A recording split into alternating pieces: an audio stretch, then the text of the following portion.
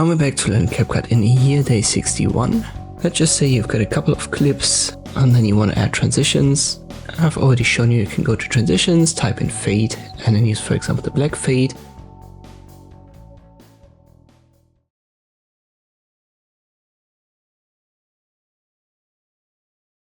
And you can see that here, we've got it now between clip 1 and 2.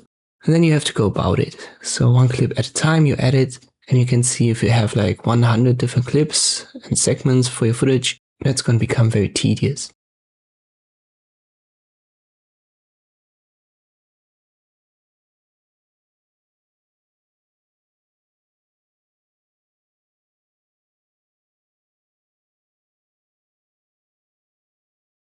There's a function that does it for you and applies it to all, and is simply the apply all, but it's important to have the transition that you drag here on the first 2 clips. It's important to have that active.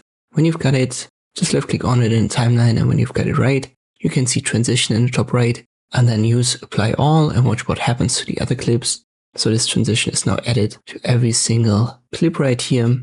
Let me play the segments.